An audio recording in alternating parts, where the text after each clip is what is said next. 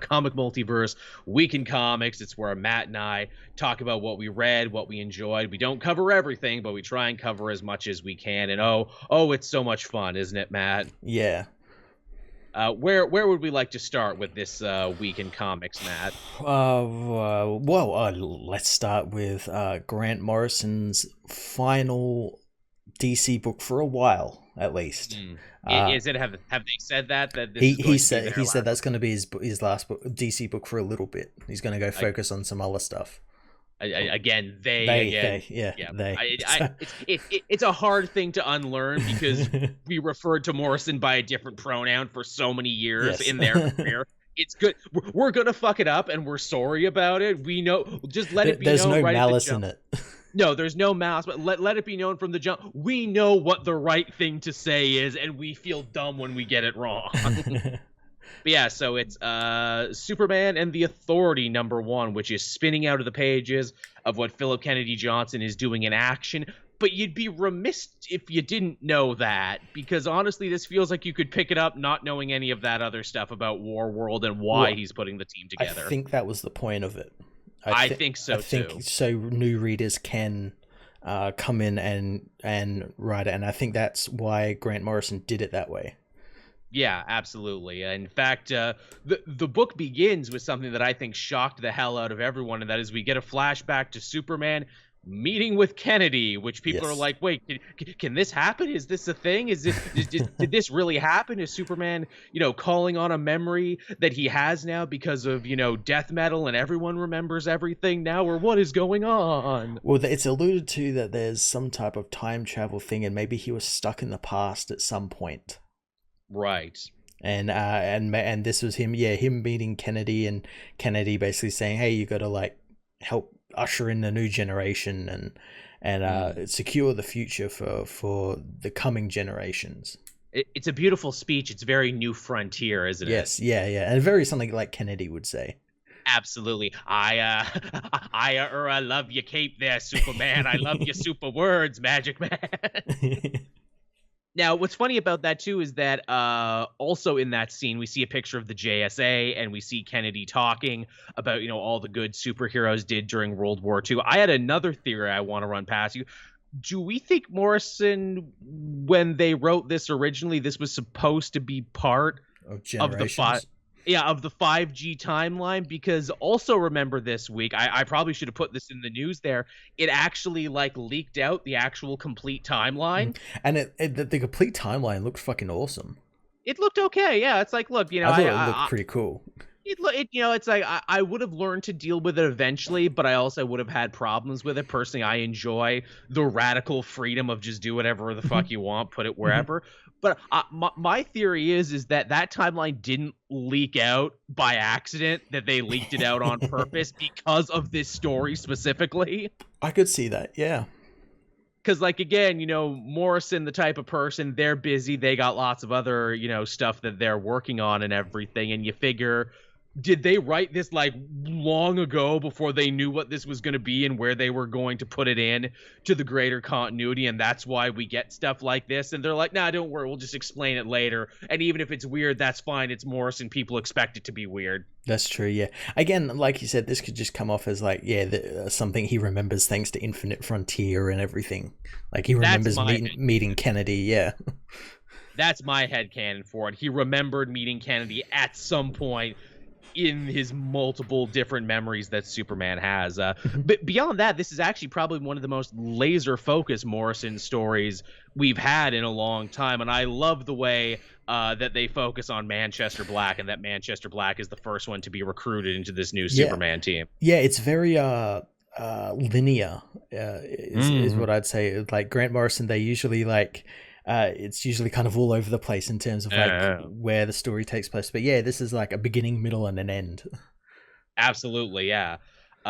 It's just so much fun to see, Manchester Black and Superman play off each other. They're kind of this ultimate odd couple. One is really cynical and nihilistic. One's really hopeful and optimistic. And yet it's cool to see Superman choose Manchester Black because it's like, look, you were never afraid to check me on everything I was doing, because you have ideals. And I think that, because you have ideals, maybe you have the chance to be a hero if I give you a second chance. Again, it's like the most Superman thing to do for him to try and reform one of his greatest villains, who is a person who vehemently hates him and everything he stands for. And if he can change that one person, then he's succeeded, basically. Yeah.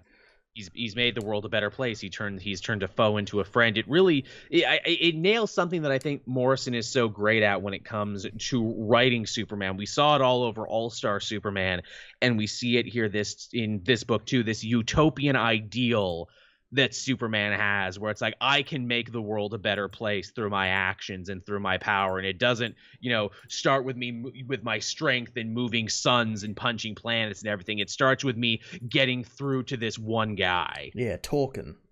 Yeah, just talking to him. And, of course, Manchester Black is all piss and vinegar and doesn't want any part of it, but eventually sees the light and comes around in his own messed up way. Yeah. Yeah. They also don't explain how Manchester Black isn't a cow anymore, but whatever. And Infinite Frontier, remember, it changed people back to what they were. Right. Man, people seem to. Right. I kept getting comments about that from people who had read Infinite Frontier, and you really forgot about that, didn't you? Yeah, wow, you're absolutely right, man. Holy shit, Infinite Frontier #2 does such a fucking excellent job patching over any continuity problem by saying no, reset, everything got reset. Yeah, it got reset. Some people remember, some people don't. Yep. It's as simple as that. I'm like, God damn, that is that's a story plot, because they have to find out who remembers and who doesn't. That's so again, Joshua fucking Williamson, man. Yeah, I told you this year's gonna be his year. Did it? He fucking did it, and he made it look easy. Again, I hope Williamson hears that. If one thing we say from this show gets back to him, he fucking did it, man. He did the goddamn impossible, and he made it look easy. But this book's off to a great start. This is everything I want from a Morrison Superman title. Yeah, absolutely. It's so good. I can't wait till the next issue, which they actually had to postpone a couple of the issues for some reason. I don't know why. So we're not getting the next issue for another month. Do you think maybe they're cleaning up some of that timeline stuff where they're like, maybe we should go back? Maybe, yeah, possibly. Maybe some small changes here or there. I'm really interested, with this being the template now of, Superman trying to redeem people. I can't wait to see him, meet up with Enchantress and Midnighter and everyone else, because I want to know, what does Superman see in them specifically? Yeah, well, as well, we learned that Manchester's the one who recruited them. Yeah. So yeah, Superman doesn't know who's on the actual team yet. Yeah, because they were all in his phone. Yeah. Yeah. Jace Jensen asking here, does that mean Tim Drake was Red Robin then because of Infinite Frontier? I don't know. Tim Drake seems to exist in a weird fucking place, doesn't he? He's Robin at the moment. He is, true, in the excellent Nightwing book that we'll also talk about. Yeah. So we'll get back to it. It resets everything, Jace, but only to a certain. It resets the things that we want, and we forgot about the things we forgot about. Again, like you said, it's up to the writers to decide what is going to be reset and what not, because they have that freedom. You know what it is? It's like that joke from Family Guy with Spider-Man. Everybody gets one. You get one because you get one universe got reset. Use it well, because once you use it, you can't use it again. It's like an awesome power-up in a video game. You got to save that to the final boss fight till when you really need it. Hey, does that mean Reverse Flash is back now? Does he get to be reinstated because the universe got flipped upside down? I mean, it's possible they could do that. I don't think they'll do that now because Wally is technically the Flash. They'll focus on his villains and stuff. But true. I mean, yeah, I could see that him coming back, because I mean, yeah, things have been reset. So yeah, it's fine. He comes back as a Black Lantern. Wouldn't that be some shit, Joshua Williamson? Yeah, he's a Black Lantern now. Because why not? I guess moving on from there, the other big new #1 this week, because we had two really sizable #1s this week, was Moon Knight from Jed MacKay. Yeah, a very different Moon Knight. Well, yes. I say different, but then not really. It's it is it's every Moon Knight. It's Yeah. every Moon Knight we've seen before, all in one. He's fighting vampires and paranormal creatures. He's being a street level hero. He's dealing, with a psychiatrist and talking about his issues. He's also, fighting other evil agents of Khonshu. Like this is the last 4 Moon Knight attempts all put together. The only thing it's missing is the Jeff Lemire, maybe the reality I'm in isn't really reality. But beyond that, like, Jed MacKay's just like, okay, let me crystallize all these other runs into one thing, which will also probably be how the show is going to be. Yeah. Oh, yeah. I think Oscar Isaac's going to be playing all the roles. We see Moon Knight. He set up a brand new base of operations, the Moonlight Mission, which is basically like a church outreach program where, he does the A-team thing and helps people with their problems in the neighborhood. Yeah, and those problems can be anything from vampires trying to kidnap people from the neighborhood to turn into other vampires and start vampire Ponzi schemes and pyramid schemes. I fucking loved that, a vampire pyramid scheme. I'm glad he killed them. Yeah, and vermin, vermins. Yeah, multiple. Ever since Hunted, there's more than one. I'm glad someone remembered that. Yeah. They also remembered because this series is like the jumping off point for this series is the recent Avengers run, where Khonshu went rogue and tried to take over the world. Yes, which I didn't read the end of that story, but this one tells you, he was imprisoned by the Aesir god, so he's not dead. But Moon Knight is cut off from his god now, and Mark Spector's like, well, my god's gone, which means I'm the highest-ranking member of the church, so I can do whatever the fuck I want. Well, not only that, he as is explored with his therapist here, he believes in the god, but then also doesn't believe in the god, like doesn't believe what Khonshu wants, because he's a heretic. Yeah, but he'll still like serve them as like the high priest of Khonshu and the right hand of Khonshu and everything. Yes, I can, do religion my way. I can do whatever I want to help the people. And that ends up having some real, negative ripple effects because it's like, hey, you always are called the Fist of Khonshu, right? Which means, you're his hand and everything. Thing about hands is you usually have 2, right? And we are introduced to the left hand of Khonshu in this issue. Yeah, Dr. Badir, who's moved into the neighborhood and set up a clinic, which is all probably just a cover, as he ends up coming after Moon Knight because of what he's a heretic. He's slighted his god, so now he's got to deal with the right hand. He's strayed from the path and everything. I love Badir doesn't even really fuck around when he meets Moon Knight for the first time. It's like, yeah, I'm part of the Moon Cult too. Yeah, I'm from a head office, and I'm here to give you a peer evaluation. And that Spectre's just like, meh, whatever. Yeah, fuck this guy. Yeah, he's just like, whatever. I'm doing my thing. This was my first Jed MacKay book that I had read. I know apparently he's been killing it on like Black Cat, and the fact that there's a Black Cat book that people are really interested in now goes to tell you how good it is. So I wanted to double back and read that. I wonder, you think we'll see some crossover? You think we'll see Felicia show up here? Probably. Yeah, I don't doubt it either. But this was a really solid re-debut for Moon Knight. I know he's had several re-debuts over the years, but I think because of the TV show and all the interest around it, this is going to be the one that sticks. Yeah, it's going to stay around for quite a while, at least until the TV show ends. Yeah, the book also looks fucking awesome too. It does. It looks really good. It's a beautiful, beautiful book. Every image of Moon Knight looks like $1 million. Looks like it could be its own poster. And also, I love that Moon Knight is like whenever he appears on page, he's like covered in the glow of the moon. That like blue, nice glow. It's really nice. It's a really nice touch. Also, Moon Knight not afraid to ice motherfuckers. No. He's killing people left, right, and center. Yeah, mostly they're vampires and monsters and everything, but he's still killing people. Yep. Not cutting people's faces off, though. I love 8-Ball who's stealing OxyContin. I was like, please don't cut my face off, Moon Knight. I like that, 8-Ball stealing OxyContin. Yeah, what a goddamn loser. Look, I need the OxyContin from the last time a superhero beat me up. I'm in a lot of pain. It's very painful to be a supervillain you don't know. I love that that's a running joke now in Moon Knight, too, that he cuts people's faces off. Oh, one time I did that. Yeah.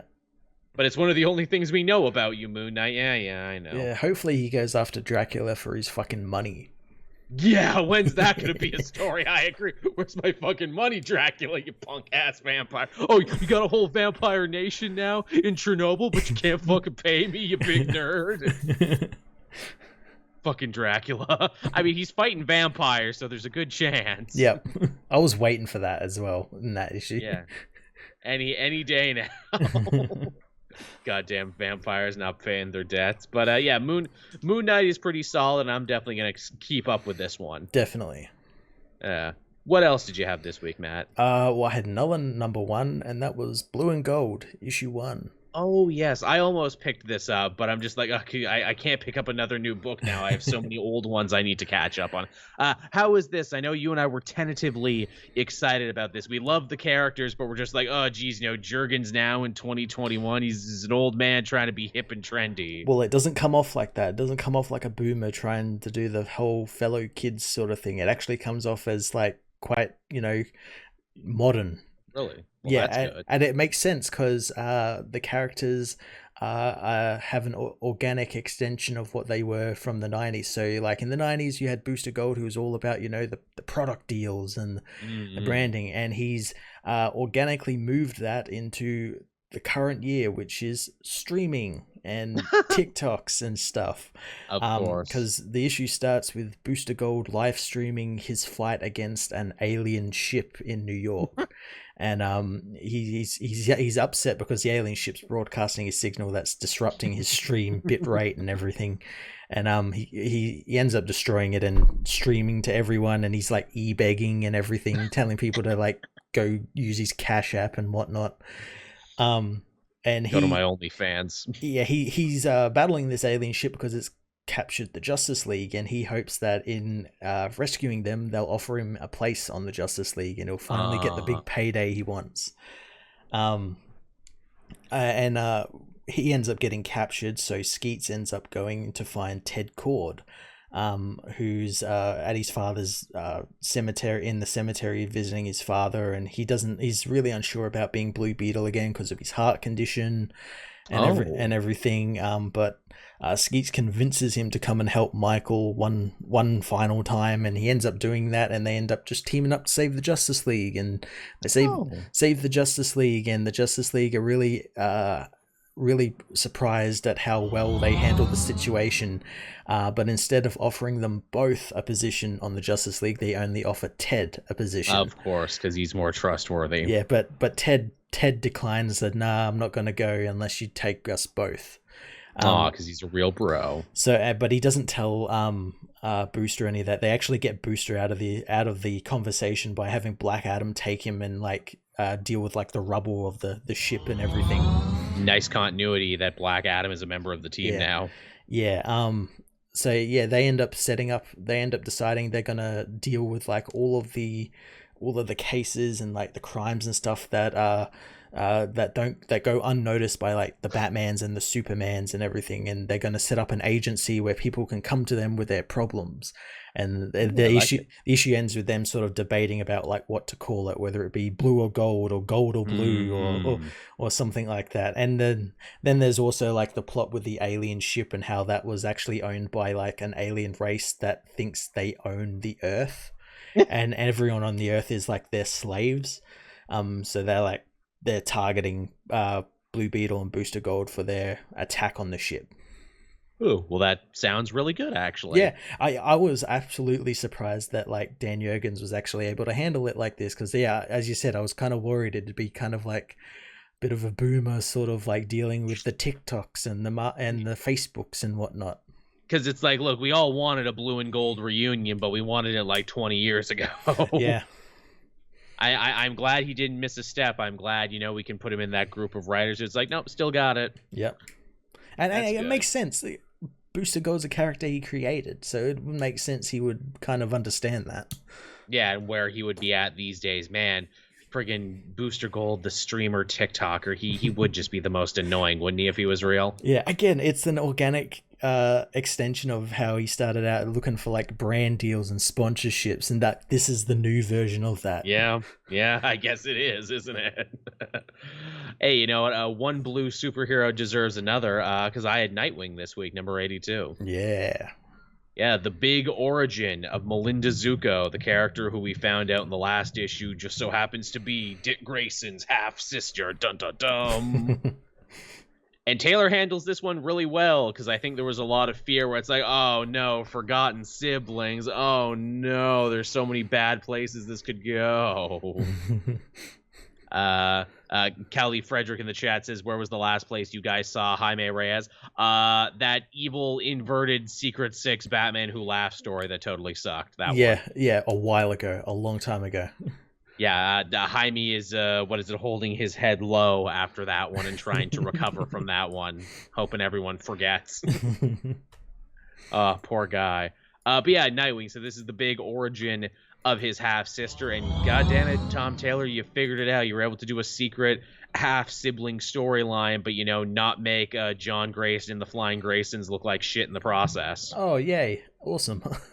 If anything, they actually become more heroic now because they take in basically Tony Zuko's mail order bride, okay, who ran away to join the circus. Before John and Mary Grayson were actually officially a couple. Nice. Yeah, so they were together just long enough to father a child together, and because Zuko is a total egomaniac, he let all the other mobsters think it was his kid when it was actually John's. Yeah, and frickin' Dick meets Melinda's mom, and she's like, oh, wow, you look exactly like your father, holy shit, and they have a very sweet little heart-to-heart where she's like, did you have a good life, Dick? Did you have people who loved you? And he's like, yeah, I did. And he's thinking nice. he's thinking about Alfred and Bruce and everything. I'm like, oh, that's really sweet. Yeah, oh, that's cool. In fact, there's a great bit there where Oracle's like, oh, shit, well, you didn't answer, and you said you were unmasked, so I literally activated the protocol, the Omega Protocol, which is I called in the Teen Titans and Batman to come and save you. And it's so great because they're all, like, rushing there as fast as they can, and Oracle's like, no, it's fine, half-sister, it's cool. And they're like, oh, okay, and then they all turn around and go home. They all do U-turns, yeah. Like, oh, man, like, a couple more seconds, and they would have busted in and whooped your ass in a minute. It's a good thing that didn't happen. Man, that's funny. The chat saying there, don't you think it's weird that Grayson took advantage of, a trafficked woman? Again, we didn't see the in-between. We saw her getting trafficked. We saw her running away from Zuko. She spent years in the circus that we never saw. Yeah, we actually might as well.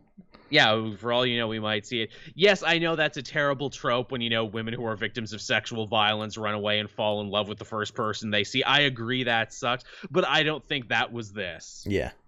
This is lady runs away, finds surrogate family in the circus and everything, and a nice dude. And again, they were like 23, they were like, young and happening people in whatever era that was. Yeah.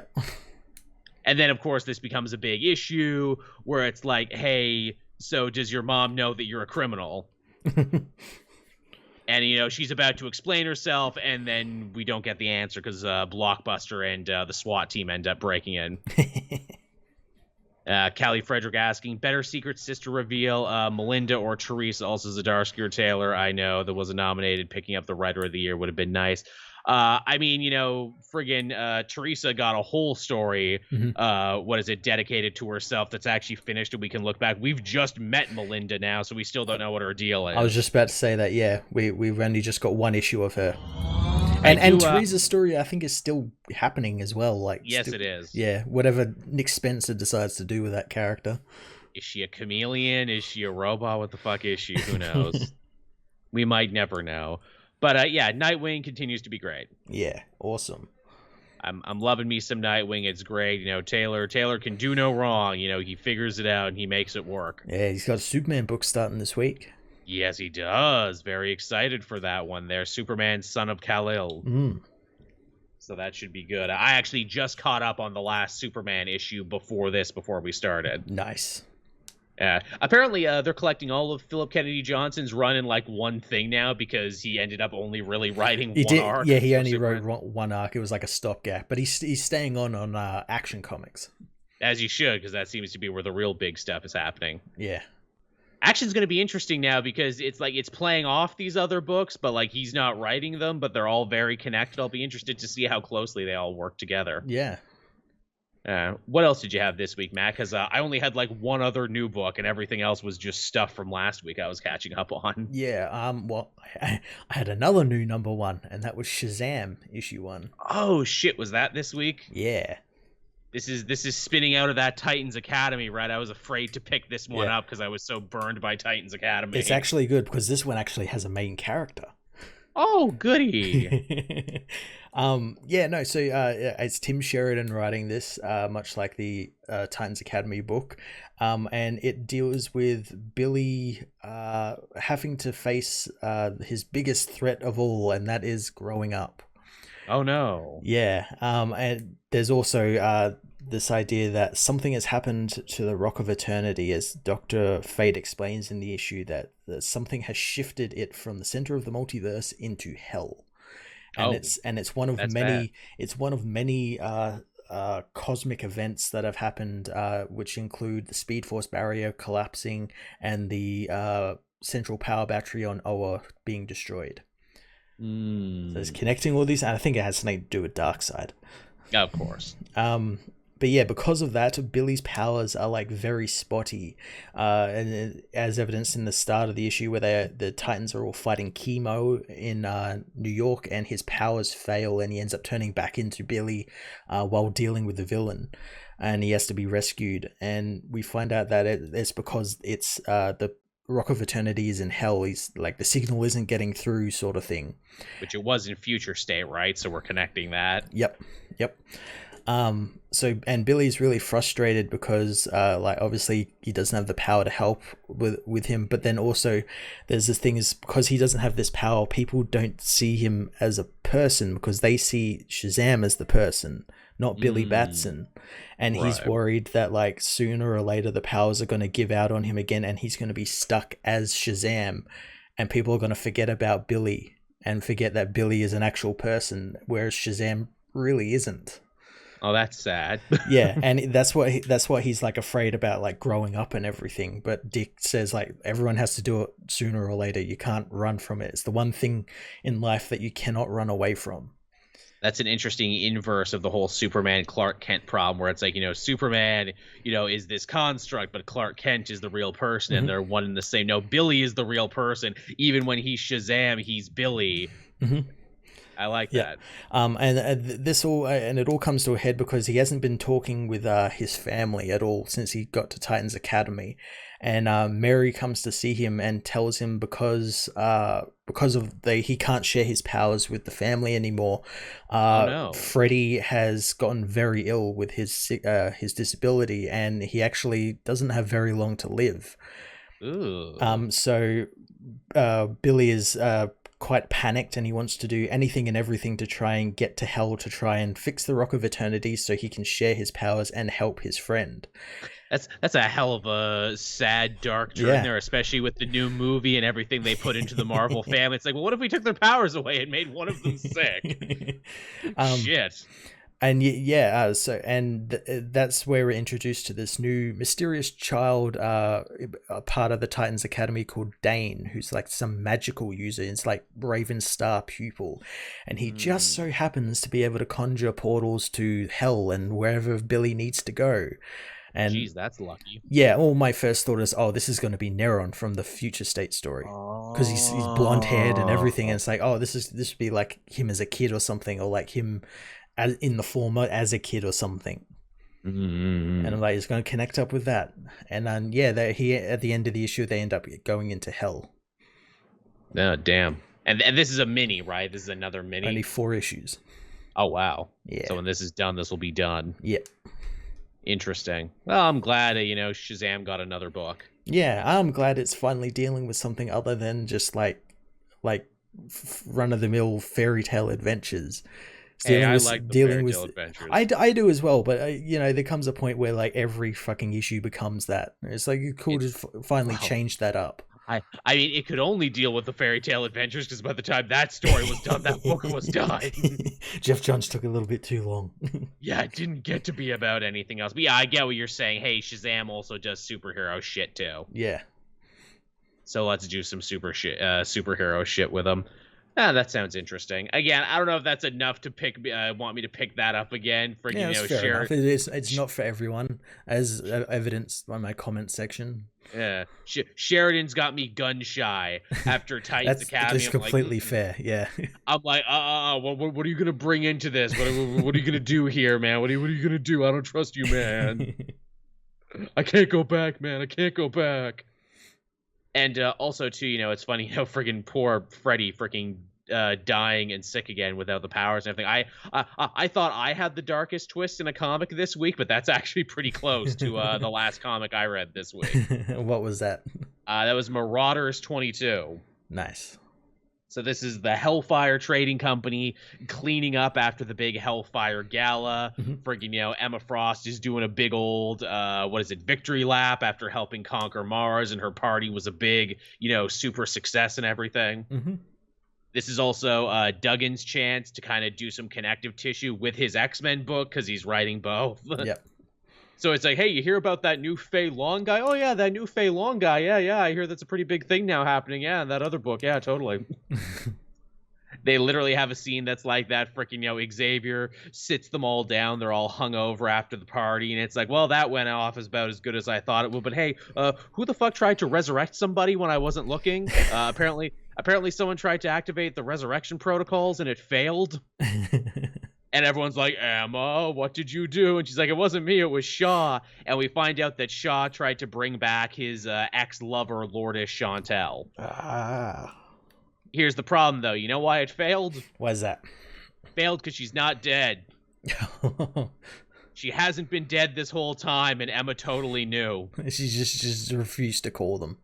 She's been lying to Shaw this whole time. The idea being like, look, if you're a good boy and follow me and everything, even after your attempted murder of Kate, I promise you can still be part of the Hellfire Company and still, draw a salary and everything. And this was the carrot at the end of the stick. And she has to admit, yeah, she didn't die, actually, Sebastian. She left you because you're a piece of shit. I helped her escape, and in fact, Duggan does an excellent job going back to like early Hellfire Club stories and reminds us that, even though we forget Lourdes Chantel now, she was actually like the biggest pro-mutant in the Hellfire Club. She wanted the club to only be for mutants, but Shaw was like, yeah, but all these like rich human people keep giving us money and shit, so I'm gonna take their money. Little did he know that, guys like Buckland were taking that money and using it to fund Sentinels. Oh, no. Which eventually come to try and kill them. And in the big battle, Chantel gets killed. She didn't really get killed, though. Emma just tricked everyone's mind to make it look like she got killed so she could escape. Okay. Because Shaw was hitting her. That's another thing. Okay. Because he's not bad enough. Oh, yeah, he was also hitting her, in case you were wondering. Of course, yeah. And, like, Emma helps her with a black eye and everything. And I'm like, oh, that's dark. Oh, jeez. Now, here's where they kind of change continuity up a bit. So it's like, okay, so Emma helped her escape, and that's, like, all cool and everything. And then it's like, I think in the original story it was implied that she, like, kind of sold her to the Kingpin back in the day. Mm-hmm. Because Chantel could like teleport, and that would be really good if you're a criminal, but also that really sucks for Emma now, who's trying to be a better person. And like turning things around. They're like, no, she agreed to work with the Kingpin so long as Fisk, provided Chantel with like, a new bank account and a new name and new papers and everything. Okay. And she worked off the debt for, and it's like, oh, that's nice. Jace Jensen again. Do the mutants have their own currency? Has that been brought up yet? No, but I'm sure it will be. I think their currency is like favors and like that drug. Oh yeah, the petals. Yeah, that's like their currency. They like on their island, they have no use for it. No, because they have everything they need. It's a freaking Star Trek society where like their replicators make them everything they could want. Yeah. So that's the story there, where Sebastian Shaw's like, oh, so I chased away the woman I loved with my abuse. I'm an asshole, and also when she died, I got so mad I killed all the other humans in the Hellfire Club. Oh, so I've literally been a puppet this whole time. Fuck. Oh no.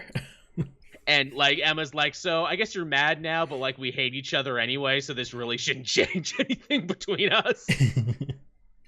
And she says, look, if you're sad and everything and really want to bring someone back, we could bring back our old friend Harry Leland. How about that? He was fun. Yeah. In fact, we could probably use his mass power to fight Orchis and Nimrod. Ooh.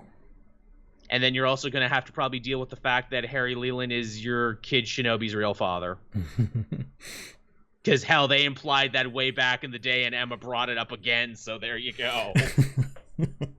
So, yeah, the love of your life ran away from you because you're abusive, and your kid's probably not even really your kid. So, hey, that's dark. The B-plot, which is shorter, is even fucking darker. Oh, Jesus. So we see the Stepford Cuckoos come back from Mars, right? They were having like a big rager there. They were having Mutant Burning Man and everything. Yep. And we find out that they got all drunk and messed up at the party and did a job for Emma that they weren't supposed to do. They were supposed to wait for her. Oh, no. They go after one of those Verendi kids, like the Hellfire Junior kids. Yep. What is it? Kensington. She's like a hotel heiress. We find out she's the one who's actually like funding the bulk of their like anti-mutant operations. Yep. And they look into her mind. It's like, oh, well, she's a psychopath. She's not doing this because she's particularly racist or anti-mutant. She just fucking hates people and she's along for the ride. I know what we'll do. We'll flip a switch in her head and make her not a psychopath anymore. We'll turn on her emotions and her feelings.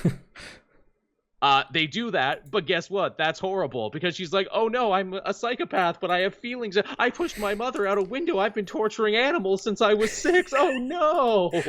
Oh no. And they're like, oh crap, girls, we made it worse. Okay, it's fine. We don't have to tell Mom. We don't have to tell Emma. We can fix it. Okay, this is what we're gonna do. We're gonna go into her brain and we're gonna force her to confront the moment of trauma in her life that made her a psychopath, and we'll fix everything that way. Okay, let's do that. They do it. They dig deep into her mind and they find out, oh no, she was molested by her father. Oh Jesus. Well, I guess we can't make you challenge that, huh? We think he's still alive. Should we go kick his ass? Maybe that's what Emma would do, right? And let's also not tell Emma that we did this. So yeah, the Stepford Cuckoos just having a terrible time. Yeah. Oh, sounds like it. Just having a terrible, monstrous time playing God. And it's like, yeah, it's really easy for Emma and all the Omega Mutants to play God. This is what happens when everyone just thinks they can do it. And I'm just like, wow, I was not expecting this issue to go so hard on the human misery and drama, but there it is. Oh, wow. Yeah, what a fucking issue. You think like, oh, Jerry Duggan, he's writing the main X-Men book now. Maybe he won't go as hard in this. Nah, he is. He's going harder. He's going very hard. So wow, dying kids and horrible repressed trauma. What a way for the latter half of the show, Matt. We went there, and there's no coming back from it. Well, there might be. I can bring up the atmosphere a little bit. Because I read Superman Red and Blue issue 4. Oh yeah, that's right. This series still ongoing. You've been liking it a lot. Yeah, it finishes up next issue. Oh, does it? Is it finally done? Yeah, it's only a short, I think, 5-issue run. How's this one been? Have these all been self-contained stories, or has it been one solid story? Well, no, they're all self-contained, but they have a similar theme. Whereas this issue was Superman's effect on the world and the world's effect on Superman sort of thing. Ooh, I like that. And yeah, again, the writers they had for this issue, they had Judd Winnick and G. Willow Wilson, Joshua Williamson, Daniel Warren Johnson, Mark Buckingham. Killer throw of talent. Yeah, and all the stories were amazing. Judd Winnick told a story about when Krypto came to Earth and how up until that point Clark hadn't been he never felt like he was right and normal, if normal to his standards. But now, as Martha puts it, he has someone who knows what it's like to be different and be like him and can do all the things he can do. So he's good now because the boy has his dog, as she puts it. Aww. G. Wheeler Wilson tells a story that doesn't actually involve Superman, but involves Clark Kent stopping a gunman at a local convenience store by just talking the guy down. Oh shit! And yeah, that's literally the entire issue. Just Clark talking to this guy and convincing him not to rob the shop. I like it. Who was next? Joshua Williamson. Oh, this one wasn't my favorite of the book. That comes later, but this is definitely up there. It's just a simple story about Jimmy Olsen being asked by Lois Lane what is his favorite picture he's taken of Superman. And he's taken so many. Yeah, they mentioned he's been there for like almost every important moment in Superman's life, be it from his death to like fighting Lex Luthor for the first time and all this sort of stuff. And Jimmy's favorite is when Superman was fighting like Lex Luthor and a bunch of other villains, and he got a picture of Superman saving some children, but he finds out later from Superman that his lens cap was on, and when he removes it, the camera goes off, and his favorite photo is the photo that it took, which is just him and Superman just laughing and joking about it. Aww. Mark Buckingham did a really great story about Kal-El's journey in the rocket, and Jor-El sort of it's like an expansion on that whole Marlon Brando speech over. I was gonna say it's like an extension of that across a whole story, and about Superman's arrival at the pale blue dot, coming from the red sun to the pale blue dot, basically. But the last story was my absolute favorite, and that was by Daniel Warren Johnson, who continues to knock it out of the park, be it at Marvel or DC. And it's about Jonathan Kent coming to see a priest because he's only had Clark in his life for a little bit, but he doesn't know what he can offer the boy because as he puts it, he's just a farmer in the back end of Kansas. He hasn't been anywhere. Like, what does he know about life? And the priest equates it to a story about Jesus, but it's not like Snyder heavy-handed. Yeah, not pretentious or anything. I didn't really mind it at all, where he talked about Jesus being baptized and how God came to him and said to him he's proud of him and he loved him and he is special, and the priest thinks that maybe Jonathan just needs to tell that to his son and let his son know that. So he does that over the course of his life, and you see it from like Clark as like a baby to like a teenager to like growing up, and then eventually Clark's standing there at his father's grave, and he goes off to save the world, and he says those exact same things to all the people of the earth as he's saving them. And the story's called Generations, and I thought that was brilliant. Oh, wow. Oh, okay, you sold me on that. That sounds like something that would hit me. Yeah. Just right. I got a little teary-eyed when I read that the first time. Don't you love it when a comic can do that? It doesn't happen all the time, but when it does, it's really friggin' special. It's really great. Again, that's what I was getting like with that Denny O'Neil story in that Green Arrow collection just recently. Yeah. And the fact that you knew his kid wrote it. Oh, man. So, you did it, Matt. You brought the mood back up. You promised it. You did it. Everyone thank Matt, everybody, for saving the show and not having it be so dark and depressing back to back.